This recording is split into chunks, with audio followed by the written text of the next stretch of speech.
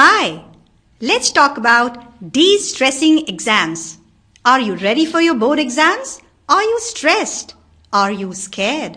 Are you ill-confident about the forthcoming competition? Are you in a bad mood? Then we have all the solutions for you. In fact, exam stress is perfectly normal. A bit of stress can be a positive motivator, so just relax. First of all, remain de-stressed by managing your emotions. For that, one has to make conscious effort to manage one's mind, intellect and heart. But what is the reason of the bad mood? Exam आते ही हमारा mood off होता है क्योंकि आपने अपनी अपेक्षा को इतना अपने साथ नहीं जोड़ दिया कि जिसके कारण वो अपेक्षा पूरी न होते ही एकदम से मूड डाउन हो जाता है। अपना मन का कैसा हम मैनेजमेंट करते हैं, ये मूड का साथ, जहां तक मोटिवेशन एंड डिमोटिवेशन का सवाल है,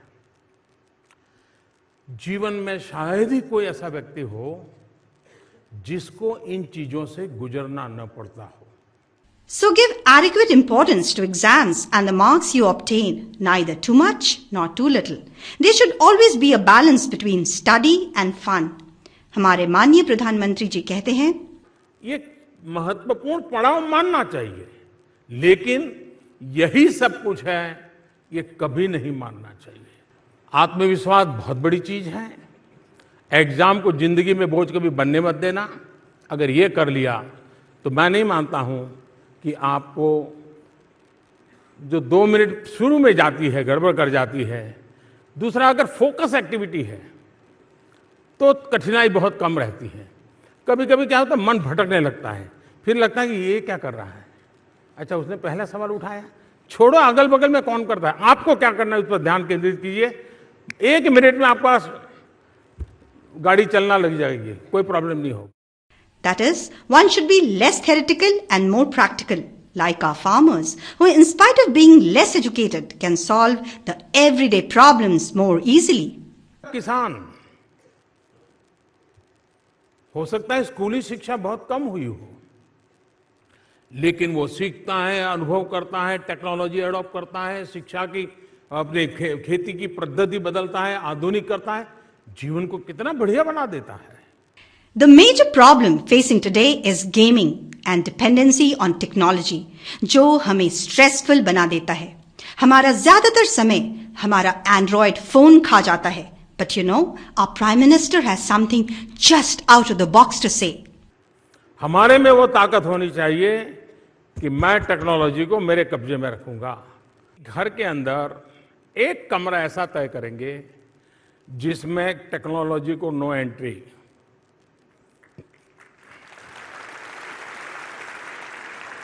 उस कमरे में जो ही आएगा बिना टेक्नोलॉजी बैठेंगे।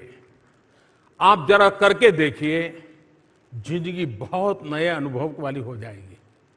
It is not important whether we are an early riser or late night owl, but what is most important is never procrastinate, यानी कि बहानेबाजी मत करो। हर एक की अपनी विशेषता होती है, अपनी आदतें होती हैं, और आप जिसमें कंफर्ट हो वही करो।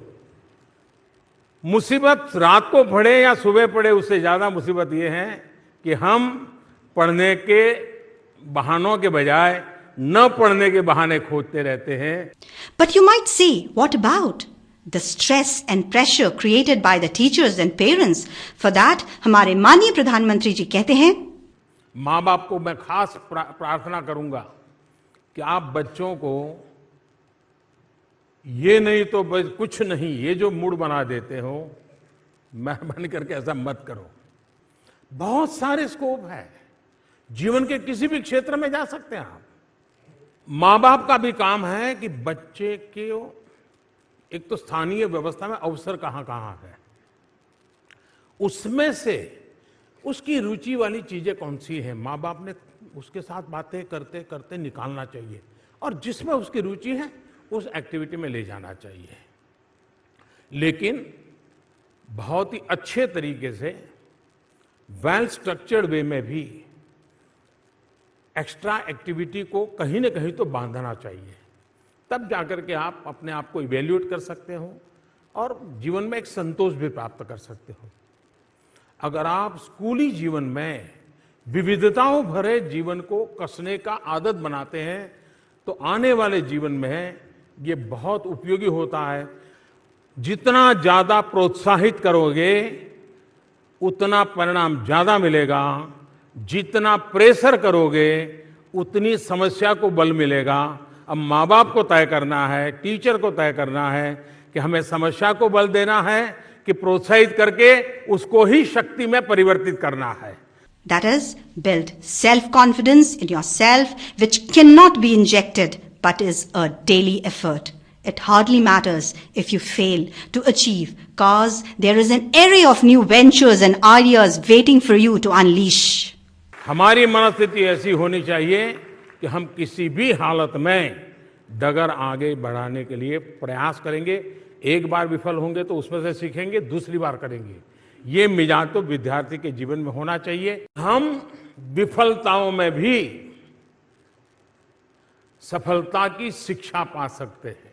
हर प्रयास में हम उत्साह भर सकते हैं और